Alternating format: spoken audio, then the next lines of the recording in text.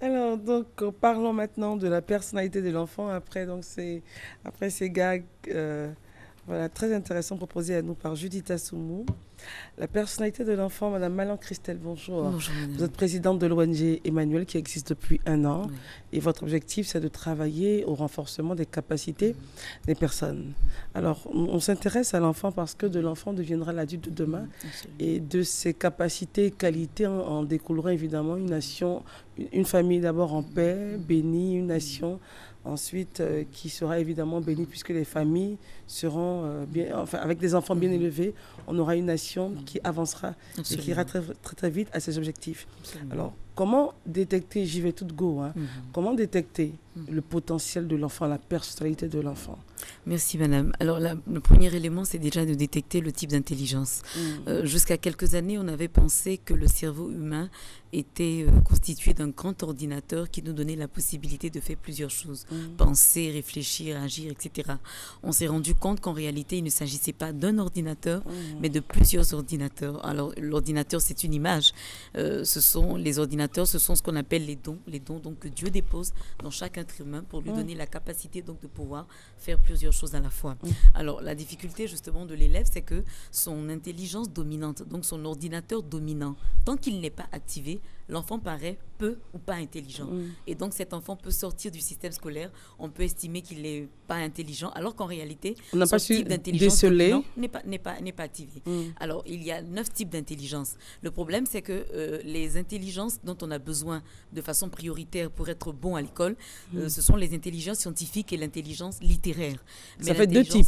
Les deux types principaux. Dont on alors a qu'il y en a besoin 7 autres. Hein. Oui, voilà. Mais ce sont ces deux types-là qui sont le plus utilisés à l'école. Donc l'intelligence scientifique va me permettre de comprendre les mathématiques, les sciences physiques, etc. L'intelligence littéraire va me permettre de comprendre tout ce qui est français, anglais, etc. Le problème, c'est que l'intelligence dominante de l'enfant peut être une intelligence corporelle. Alors, essayons de passer en revue les différents types. Voilà, justement. Vous avez parlé de 9 types. De 9 types, voilà. Allons-y au premier. D'accord. Donc, le premier type d'intelligence, c'est l'intelligence verbale linguistique. Alors, l'intelligence verbale linguistique, c'est cette intelligence-là qui va me permettre de comprendre facilement les lettres. Comment reconnaît-on un enfant qui a une intelligence verbale linguistique? C'est un enfant qui est précoce à l'expression, qui aime beaucoup s'exprimer, qui aime beaucoup raconter les histoires, qui a une bonne mémorisation des dates et des noms. Avant qu'il aille à l'école. C'est-à-dire à partir de quel âge? En général, à partir de 4 ans, déjà, on commence à le manifester. Il se rappelle beaucoup des noms. Maman Toti Chantal est passée, elle dit que Toti Augustine te salue, et puis elle dit que la dernière fois, il se rappelle beaucoup des dates et des noms. Et il aime beaucoup se rappeler des faits, des histoires drôles. Donc, souvent, quand on regarde la télévision, on a nos enfants qui aiment parler, papa, est-ce que tu sais? Et puis, on a tendance à les rabrouer. Non, tais-toi, j'écoute. Non. En fait, il a besoin de ça pour stimuler son type d'intelligence. Donc, il ne faut surtout pas le rabrouer.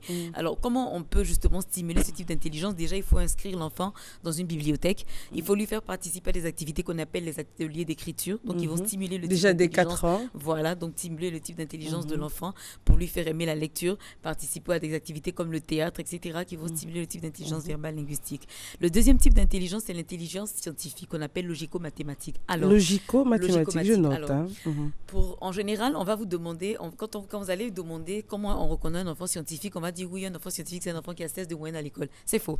Ce n'est pas comme ça qu'on reconnaît un scientifique. Pour reconnaître un scientifique, c'est quelqu'un qui a besoin de logique. Quand vous avez un enfant, par exemple, qui vous venait du travail, l'enfant vous dit, papa, je t'avais demandé d'acheter un ballon pour moi. Pourquoi je n'avais acheté le ballon? Non, mais j'étais au travail. Mais papa, ça veut dire que si tu étais allé au travail, que je suis venu plus tôt, tu aurais acheté mon ballon. Le papa ne doit pas dire à l'enfant, oui, je te dis, j'ai pas pu acheter. Non, l'enfant a besoin de logique.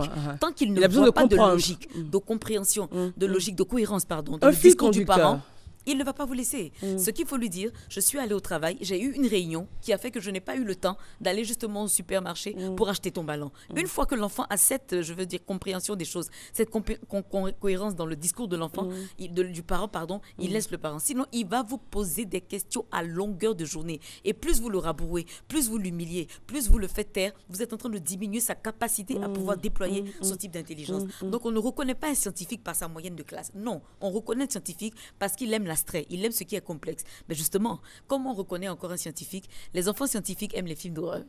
C'est pour ça qu'un enfant scientifique, vous allez voir qu'il va vouloir veiller. S'il sait qu'il y a un film d'horreur qui passe à 23h, il va pas vouloir dormir. Il va créer des situations pour pouvoir rester pour regarder le film d'horreur. C'est pas de le frapper, c'est pas de le rabrouer, c'est de canaliser son type d'intelligence, de lui donner une activité qui pourra canaliser pourquoi il aime cette intelligence. Parce qu'il aime l'abstrait.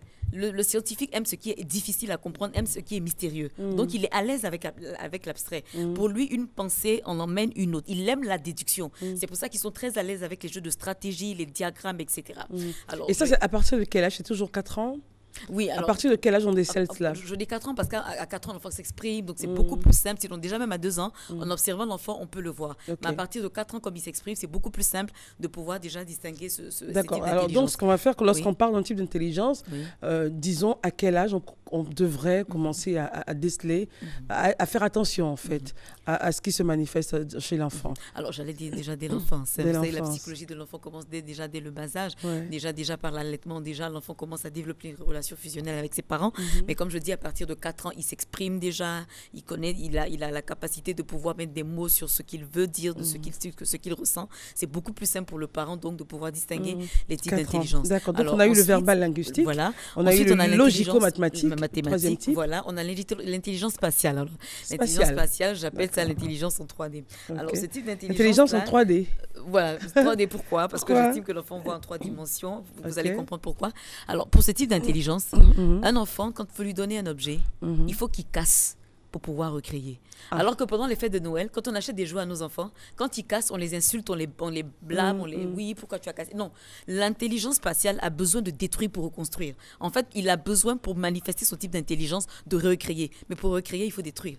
Donc, je connais des moments qui cachent les jeux des enfants dans les placards. Ils gâtent tout dans la maison. Non, mais justement, vous êtes en train d'empêcher cet enfant de pouvoir développer son type d'intelligence. Bon, en même temps, à la limite, c'est vrai qu'on l'empêche, mais qu'est-ce qu'il faut faire pour ne pas qu'il mette tout à sac? Il faut lui apprendre, il faut l'insérer dans des activités qu'on appelle le bricolage. Le bricolage, justement, a la capacité de monter, de démonter justement des objets. Et ça permet à l'enfant de déployer son type d'intelligence. Ça, c'est à l'école où il y en a, il y a des ateliers pour ça? Il y a des ateliers dans les écoles qui le font. À la maison même, on peut former les parents des activités simples de bricolage pour aider l'enfant à stimuler le type d'intelligence. Pourquoi je parle de stimuler? Je vous ai dit que l'ordinateur, en fait, le cerveau fonctionne comme un grand ordinateur. Tant que l'intelligence dominante n'a pas été stimulée, tous les autres types d'intelligence sont au repos. C'est comme un circuit électrique. C'est pour ça que vous voyez qu'en Occident, quand on inscrit un enfant au CP1, le lendemain, on inscrit au cours de danse classique, de musique, de piano, de basket. Ce sont des cours voilà, ce sont des cours qui coûtent extrêmement cher. Je ne pense pas que ce soit parce que les parents européens aient de l'argent à gaspiller. C'est parce qu'ils ont compris que c'est ça qui rend les enfants intelligents. En fait, ils recherchent à ce que l'intelligence dominante de l'enfant soit stimulée. Ils ont bien compris qu'une fois que l'intelligence dominante de l'enfant est stimulée, tous les autres types d'intelligence vont se mettre justement en activité. Et puis après, on a des champions en tous les domaines. Moyenne en mathématiques, en sciences physiques, etc. Et c'est ça la difficulté ici, c'est que justement l'enfant n'est pas encadré, il n'est pas dans une activité d'éveil qui stimule l'intelligence dominante. Comme je vous ai dit, l'intelligence dont on a besoin, c'est l'intelligence scientifique et verbale pour bien comprendre les lettres et les sciences, mais l'intelligence de l'enfant peut être une intelligence corporelle, donc liée au sport. Donc un enfant comme ça, quand vous allez lui demander qu'est-ce que tu veux devenir, je veux devenir Cristiano Ronaldo, je veux devenir Messi. Il ne faut pas le primer dans ça. L'objectif, c'est quoi? C'est que c'est ça qui va l'aider justement à stimuler son type d'intelligence pour qu'il puisse comprendre les sciences physiques, les mathématiques, etc. L'objectif, il faut que ce soit réveillé. Il faut que ce soit stimulé en lui. Tant que ce n'est pas stimulé, tous les autres types d'intelligence sont au repos. C'est pour ça qu'on fait faire beaucoup d'activités aux enfants. Pour que chacun puisse déceler, de réveiller le type d'intelligence. Alors, pour ne pas faire 1000 activités, il vaut mieux tester l'enfant, découvrir son type d'intelligence, l'orienter dans une activité d'éveil. Une fois que c'est stimulé, vous allez voir que l'enfant va commencer à avoir être à l'écoute de l'enfant, le regarder. Voilà, excellent dans toutes les matières. Mais la particularité, justement, ce dont je vais parler aujourd'hui, c'est qu'il faut que ce soit sous la direction d'un moniteur. Vous voyez, quand vous allez dans une école, vous allez demander à un maître quel est l'enfant le plus mauvais. Il va vous dire, l'enfant le plus mauvais, c'est tel, il a 6 de moyenne. 6 de moyenne, ça c'est le résultat. Mais quelles sont les causes? Il va vous dire, il ne suit pas. Il bavarde, il est distrait, il ne respecte pas l'autorité.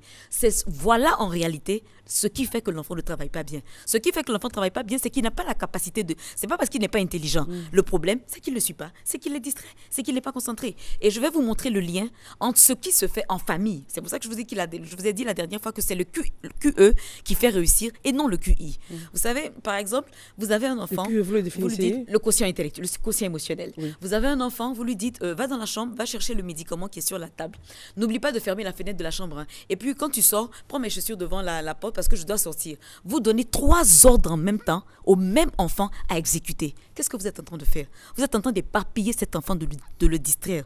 Et quand vous le faites comme ça, quand l'enfant arrive à l'école, qu'est-ce qui se passe? Il ne peut plus se concentrer sur une singularité. Pourquoi? Parce qu'il a été habitué à ce qu'on lui dise de faire plusieurs choses à la fois en même temps et à exécuter. Donc, et son cerveau n'est pas prêt. Des parents. Tout à fait. Et quand un enfant est distrait, évidemment, puisqu'il est distrait, que la nature a horreur du vide, qu'est-ce qu'il va faire? Il va bavarder. Mais un enfant qui bavarde, il ne peut pas avoir de bons résultats. Alors, donc le problème, ce n'est pas ce ne sont pas les signes de moyenne. Le problème, c'est que l'enfant... Voilà. Donc, alors revenons sur les causes, Madame Malin, avec votre permission. Revenons sur les causes à la maison. Parce que c'est de là que tout part. Tout à fait. C'est de là que tout part. Absolument. Comment est-ce que les parents devraient parler à leurs enfants? L'exemple que vous avez pris est tellement éloquent que j'aimerais qu'on insiste là-dessus. Que devraient faire les mères et les pères, les mères et pères, en parlant, en s'adressant aux enfants, fais ci pour moi, fais ça pour moi. On donne une seule information. J'aimerais qu'on insiste là-dessus parce que c'est de là que tout part. Hein. Tout à fait. Il faut développer ce qu'on appelle les comportements sains. Par exemple, quand votre enfant commet une erreur, il ne faut pas le punir, il faut le sanctionner. L'enfant va chez son ami. Voilà. La punition, c'est humilier. C'est blesser la personne. C'est lui montrer justement qu'il a fait mal et qu'on veut l'humilier pour ça. Sanctionner, c'est lui montrer que son comportement n'est pas normal et qu'il faut qu'il change. Il faut qu'il ait un bon comportement. L'enfant, par exemple, va chez son ami et puis il se bat. Il revient à la maison. La sanction va consister à lui dire, si tu vas chez ton ami pour te battre, à partir de maintenant, tu n'iras plus chez lui. Il ne viendra plus chez toi. Comme ça, ce sera terminé. Est-ce que c'est ce que tu veux? Non, maman, je veux pas ça. Je veux jouer. Donc, si tu ne veux pas ça, désormais, si tu vas chez ton ami, ne te bats plus. La punition va consister à dire, tu t'es battu. À midi, tu manges pas. D'abord, on range tous tes jeux. Et puis, à partir de ce soir, tu ne regardes plus de Club des Petits. C'est terminé. Comme maintenant, c'est ce bac qui est ton travail.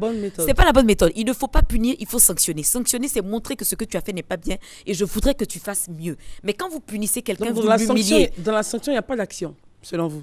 Il y a une action, mais une action qui est correctrice, vous voyez, dans le but d'emmener l'enfant à amener, je veux dire, à améliorer son changement. Voilà. Il n'y a pas d'humiliation, en fait. La punition, en fait, ramène à humilier, à blesser, à choquer. Et quand vous humiliez quelqu'un, forcément, vous êtes en train de l'emmener dans les dérapages. Et après, on s'étonne à 12, 15 ans que l'enfant ait des déviations. Je dis toujours qu'entre 7 ans et 12 ans, le référentiel d'un enfant, c'est son instituteur. Vous savez, ce n'est pas un parent qui apprend à son enfant à parler, du tout. L'enfant a un système de référence. C'est pour ça que si l'enfant est né dans un environnement qui est nocif, où on dit beaucoup de vulgarité, vous allez voir qu'il va dire beaucoup de choses négatives. Mais ce n'est pas les parents qui ont voulu ça. Pourquoi? Parce que justement, il est dans un environnement où on ne parle pas de choses positives. S'il est dans un environnement où on parle de choses positives, il va parler de choses positives. Donc, en fait, la première personne qui fait acquérir des connaissances à l'enfant, ce n'est pas le parent, c'est l'instituteur. C'est pour ça que le référentiel de l'enfant entre 7 ans et 12 ans, c'est son instituteur. Mais je veux dire, avant 7 ans, il est dans l'environnement familial. Avant, on va dire, si on repart à la base de l'âge que vous avez donné, 4 ans, il est dans l'environnement familial. Et vous avez dit que c'est de là qu'il puise. Il y a une source qui est là. Absolument. Même si elle n'est pas développée, mais il y a un fait, il y a un vécu. Qui peut-être n'est pas très évident, mis en exergue. Il va s'exacerber justement à 7 ans. Voilà. Et pourquoi j'ai dit 7 ans? C'est parce que 7 ans, c'est l'âge de raison. À 4 ans, en fait, il fait des choses, il reçoit des informations, mais il n'a pas la capacité justement de relativité. À partir de 7 ans, c'est l'âge de raison. Voilà. Donc, le référentiel, c'est le maître ou la maîtresse. C'est pour ça que quand vous allez lui demander, là, vous dit, je vais être maître, je vais être maîtresse. À partir de 12 ans, c'est le père et la mère. Et quand l'enfant, justement, voit des comportements déviants, soit chez son père ou soit chez sa mère, c'est là que, justement, commencent les problèmes, les déviations, les dérapages. Donc, le problème de l'école, ce n'est pas que l'enfant a du mal à comprendre les mathématiques ou les sciences physiques. Ce sont les comportements malsains qui ont été développés dans la cellule familiale. Vous savez, l'enfant est une personne privée. Il y a la personne privée, donc la personne privée, la personne sociale, et puis la personne élève. La personne élève, c'est qui? C'est la personne qui a le kaki, donc qui revêt le kaki. Mais la personne privée n'a pas disparu. Elle a des habitudes auxquelles on l'a habituée. Mais si ces habitudes n'étaient pas, je veux dire, bonnes, l'école lui donne de nouveaux marqueurs d'adaptation. Et je voudrais saluer M. Absi, qui est un psychologue chrétien, qui a justement développé ces marqueurs-là, qui me prouvent que justement Dieu a tout révélé et la science prouve que ce que Dieu a révélé est vrai. Ce sont ces marqueurs qui vont déterminer le bon rendement de l'enfant à l'école. Si ces marqueurs sont défaillants, l'enfant ne pourra pas travailler, quel que soit son QI. Si ces marqueurs ne sont pas défaillants, l'enfant pourra travailler. Alors, je continue sur les types d'intelligence. On a fait, avec notre permission, rappel verbal, logico-mathématique, spatiale, intelligence Voilà. et en 3D, comme vous l'avez défini. Absolument. Quatrième type. L'intelligence corporelle kinesthésique. Donc là, c'est parler avec son corps. En général, ce sont les athlètes, les footballeurs. Mais Donc, comment un déjà à enfant partir comme de ça, quatrième se manifeste? il va vous dire, je veux devenir Drogba, Lionel Messi, un peu comme j'ai dit. Il va aimer la danse, la chorégraphie. Est-ce que c'est pas parce que des choses comme justement, ça. il y a peut-être une effervescence autour de ces acteurs du monde sportif qui le dit, ou c'est parce que vraiment il en a envie? Alors, vous voyez, justement, pour distinguer ça, si c'est justement lié au fait qu'il y ait une effervescence autour de ces acteurs-là, il va citer un ou deux noms de façon précise. Mais ça ne va pas être sa passion. Mais quand vous avez un enfant qui vous dit, bon, je sortis à 15h, je vais jouer au ballon, je reviens à 19h, vous comprenez bien que le sport, au-delà du fait que Drogba soit une star, que vraiment le sport est sa passion. Le problème, c'est quoi? C'est qu'il ne faut pas brimer l'enfant dans son élan. Il ne faut pas lui dire, non, moi, je paye ton école à 800 000. C'est pas pour que tu deviennes un sportif, c'est pour que je devienne médecin. Non. En fait, ça va évoluer. Comme je vous ai dit, c'est par rapport au référentiel de l'enfant. Parce qu'il a une intelligence corporelle, il va vous dire, je veux devenir sportif. Mais ça va évoluer. Il faut que vous l'ameniez justement à canaliser justement son intelligence par rapport à l'activité sportive. Et quand son intelligence dominante va être stimulée, réveillée, quand il va pratiquer l'activité sportive, elle va mettre en réseau tous les autres types d'intelligence, donc scientifique, littéraire, tout ce dont il a besoin pour bien travailler dans toutes les autres matières. Qu'il y a des enfants qui désiraient être ceci étant jeune et puis plus tard se retrouvent à faire autre chose. Voilà, parce que ça a été développé. Référentiel, absolument, ça change. D'accord. Alors nous sommes à quel point verbal linguistique, logico, mathématiques, spatial, intelligence, sportif, et on avance, on va à l'intelligence musicale, donc qui s'explique par elle-même, donc c'est la capacité de distinguer de composer des mélodies. Un enfant qui n'a pas appris la musique, qui entend quelqu'un chanter puis qui dit qu'il chante faux. Je sens que ce qu'il chante n'est pas, je sais pas, c'est pas juste. Il n'a pas appris la musique, mais il a la capacité de le faire. Ils aiment apprendre en chantant. Un enfant comme ça, s'il est auditif et visuel, vous allez voir qu'il va vouloir travailler devant la télévision. Et les parents vont le brimer. C'est pas de le frapper. Vous voyez, si un enfant est auditif et visuel, le bruit ne le gêne pas. Pourquoi? Parce qu'un auditif a besoin d'une évocation sonore. Un visuel a besoin d'une évocation justement en image. Donc la télé, justement, c'est une image. Le son. Donc il a besoin de la télé, de l'image. Le truc, ça, c'est de canaliser. Évidemment, on ne va pas lui faire regarder tout, regarder des choses saines et puis justement canaliser son type d'intelligence. Une fois que c'est stimulé, vous allez voir qu'il n'aura plus besoin de ces activités d'éveil. L'objectif, en fait, c'est de pouvoir stimuler l'intelligence dominante. C'est pour ça que je vous dis qu'en Europe, en Occident, on les met dans plusieurs activités pour voir un découvrir peu l'intelligence dominante. Cet enfant qui a une intelligence musicale. C'est pour ça qu'il n'y a pas d'enfant bête, en fait. Il n'y a pas d'enfant idiot. Une fois que l'intelligence dominante est stimulée, tous les autres types d'intelligence... Oui, vous l'avez dit. Alors, je voudrais qu'on revienne sur le point musical. Cet enfant-là aussi pourra s'intéresser aux instruments de musique, par exemple. Mais c'est justement ça même qui va stimuler l'intelligence musicale. En général, on va inscrire l'enfant dans un cours de chant, simplement, sans apprentissage d'un instrument de musique. Alors que c'est l'apprentissage de l'instrument de musique qui va stimuler justement l'intelligence musicale. Le prochain point, c'est l'intelligence naturaliste. Alors, l'intelligence naturaliste, évidemment, c'est tout ce qui est l'enfant à l'aise avec le plein air. Il est plus à l'aise dehors que dedans. Un enfant qui a une intelligence naturaliste, il aime être dehors. Donc, c'est pas de le frapper. C'est un enfant qui va vous dire, maman, je vais aller jouer au basket, je reviens je vais à 15h, je viens à 16h, il revient à 20h. Dès qu'il vient, on le frappe, on l'insulte. Non, c'est son type d'intelligence. Il a besoin d'être, je veux dire, au grand air pour que son intelligence soit stimulée, soit développée. Il a besoin de ça. Donc, c'est pas de le primer. C'est de trouver des activités d'éveil qui vont canaliser ce type d'intelligence-là afin que, justement, il puisse capitaliser le temps qu'il met dehors. Si on part sur la base de l'âge de 4 ans, oui. Si on part sur cette base, à ce moment précis, comment détecter l'intelligence naturaliste? Alors, il faut faire des promenades avec lui, des voyages si c'est possible. Donc, comment détecter que, attention, mon fils ou ma fille a ce type d'intelligence naturaliste? Comment le détecter? Il a toujours envie de sortir. Il a toujours envie de sortir. Vous faites des activités à la maison, il veut toujours aller chez son ami, aller jouer il a toujours besoin d'être dehors. Il aime beaucoup les animaux en général. C'est pour ça que je recommande d'avoir des animaux pour les enfants pour les parents qui peuvent. Mais il a toujours besoin d'être dehors plus que dedans. Ça, c'est vraiment l'intelligence naturaliste. Et pour ça, il faut le laisser sortir, il faut l'accompagner s'il est très jeune, faire des promenades avec lui. Et je recommande beaucoup l'activité, le scoutisme, parce que justement, le scoutisme permet de stimuler l'intelligence naturaliste. Et quand elle est stimulée, vous allez voir qu'elle va mettre en réseau tous les autres types d'intelligence et l'enfant va vous emmener des 18 et ça, c'est le générique. Lorsque l'intelligence est stimulée, évidemment, tous les autres types d'intelligence. Tout s'allume. Et c'est ça le secret. Comme des lampadaires, en fait. Voilà, c'est ça le secret. C'est pour ça que, on a l'impression que les enfants, je veux dire, en Occident, sont très intelligents. Non, c'est parce qu'ils connaissent ces techniques-là, ils les appliquent et les enfants, forcément, sont... Le 7e point. Le 7e point, c'est l'intelligence existentielle. L'intelligence existentielle, c'est une intelligence qui permet de réfléchir de façon macro et pas micro. C'est un enfant qui va pas se contenter de réfléchir sur sa petite cellule familiale, mais qui va rechercher, par exemple, comment aider à faire qu'il n'y ait plus d'enfants dans la rue. Voilà, il y a beaucoup d'enfants qui sont frappés, il y a beaucoup de femmes qui meurent en couche. Enfin, il va s'intéresser vraiment à des questions qui dépassent, je veux dire, normalement, son âge de raison. Sont étonnés. Il aime les faits d'actualité et il aime également les mystères. Donc, un enfant comme ça aime beaucoup aussi les films d'horreur, les mystères, les films complexes. Et en général, ce sont de très, très grands politiciens, justement, parce qu'ils aiment de réfléchir de façon macro pour comment aider la société à avancer. On a également l'intelligence intrapersonnelle. Alors, l'intelligence c'est la 8e, c'est le 8e point. Voilà, l'intelligence intrapersonnelle. Vous avez dit. Intrapersonnelle, c'est une intelligence qui vous permet de comprendre vos réactions par rapport aux actes que vous posez. Alors, ce genre de personnes culpabilise beaucoup. Pourquoi ? Il y a un événement qui s'est passé, vous vous êtes mis en colère, vous avez commencé à crier, à insulter tout le monde sans comprendre. Vous revenez sur vous-même dans la chambre, je veux dire, à vous-même, et puis vous dites, en réalité, je comprends que j'ai un petit peu exagéré, j'aurais peut-être pas dû crier. En fait, c'est pas la personne qui était le problème, mais c'est que moi-même, j'avais un problème en moi qui n'avait pas été résolu. J'étais pas contente parce que peut-être hier, mon mari m'a dit telle chose, mon père m'a dit telle chose, et c'est pour ça que dès que je suis arrivée à l'école, que mon ami m'a parlé d'une certaine manière, je me suis enflammée. Ça, c'est l'intelligence intrapersonnelle. Et en général, ce sont de très grands psychologues parce que justement, ils sont tellement sensibles qu'ils arrivent à comprendre les émotions des autres. Enfin, on a l'intelligence interpersonnelle. Alors, l'intelligence interpersonnelle permet justement de percevoir les humeurs et les intentions, les motivations des autres.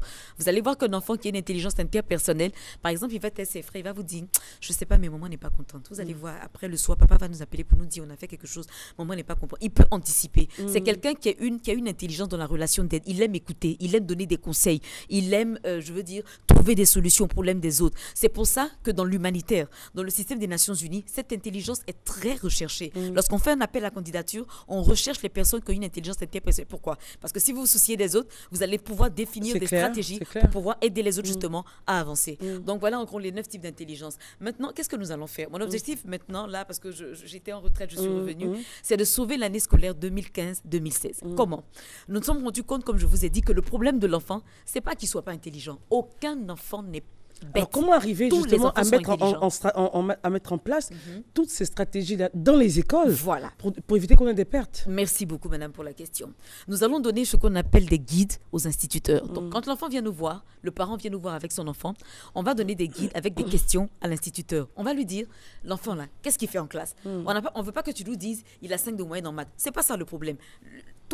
Tout enfant peut comprendre les mathématiques, les sciences physiques. Qu'est-ce qui fait qu'il a 5 ? Tu vas nous dire, il ne suit pas, il bavarde, il ne respecte pas l'autorité. Ce sont des marqueurs qui sont défaillants. Je vous ai dit, il y a des marqueurs d'adaptation et ces marqueurs-là sont défaillants chez l'enfant. Pourquoi ? Parce que dans la cellule familiale, on n'a pas su justement avoir les comportements qu'il fallait pour que ces marqueurs-là soient justement, je veux dire, puissent permettre à l'enfant de pouvoir être un bon élève. Nous, après ça, nous allons interpréter les marqueurs défaillants que le maître aura cochés. Après, nous allons lui donner un guide de remédiation pour lui dire voilà comment il faut agir par rapport à cet enfant pour ramener cet enfant à un bon résultat.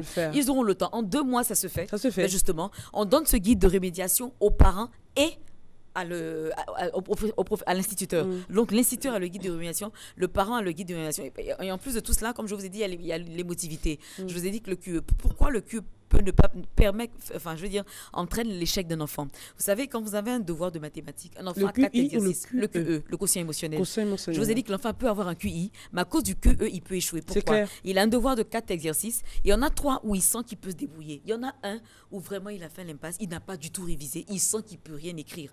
L'enfant qui est déséquilibré émotionnellement, plutôt que de se concentrer sur les 3 premiers, où il peut s'en sortir, il va commencer à stresser sur le dernier exercice où il sait qu'il ne peut rien faire. Le stress va créer la peur. La peur va créer l'oubli. Et ça va faire que les 3 premiers exercices où il pouvait évidemment traiter et s'en sortir avec un 12 ou un 13, il va vous revenir avec un 5 ou un 6. On va le traiter de paresseux, d'idiot. C'est faux. Et après, on lui dira, mais ça, tu pouvais faire. Voilà. Alors, le problème, c'est quoi ? C'est que l'enfant est émotionnellement déséquilibré. Et comment on déséquilibre son enfant émotionnellement ? C'est en l'humiliant. C'est en le déprimant. En l'humiliant, pardon. C'est en le réprimandant. C'est en ne valorisant pas ses capacités, ses qualités. Vous savez, on ne bâtit pas sur des défauts, on bâtit sur des qualités. Il y a beaucoup de choses que nous tous faisons choses qui sont mauvaises, mais il y a peut-être une seule chose que l'enfant fait qui est bien. Vous savez, si vous travaillez pas sur l'estime de soi de votre enfant, sur la confiance en lui-même, si vous passez votre temps à dire à votre fille, toi tu es toujours dans les couloirs noirs avec des garçons, tu vas m'emmener des grossesses, etc., vous allez aggraver son état. Vous savez, il faut toujours voir en quelqu'un ce qui est bon. Que la personne a quelque chose voilà. de bon. Et c'est ça que Pas Dieu de dire fait que avec c'est la nous. mauvaise personne. Voilà, parce que Dieu même dans la parole dit, celui à qui on a manifesté beaucoup d'amour, manifeste beaucoup d'amour. Mais celui à qui on a manifesté peu d'amour, manifeste peu d'amour. À force d'accabler quelqu'un, vous le maintenez dans son état. À force de dire à un enfant, tu es mauvais, tu n'es pas bon, l'enfant est persuadé qu'il n'est pas bon. C'est pour ça que la capacité attentive, dont je vous parlais des marqueurs, les marqueurs, je peux les citer rapidement. Et il est 8 heures. Ah, il est l'heure. D'accord. Okay. Il est 8 heures. Ce qu'on va faire, vous allez donner votre contact rapidement et puis on va terminer. D'accord. Alors, les contacts, c'est le 47 60 02 04. Reprenez, s'il vous plaît. Le 47 60 02 04. 47 60 02 03. Il y en a un deuxième, le 43 53 89 67. 47 60 02 04, c'est ça? Oui. Et le 43 53 89 67. Merci beaucoup de nous avoir suivis. Cette émission, vous pouvez la revoir sur le www.rti.ci. Dieu voulant, on se retrouve demain pour une autre matinale. Au revoir.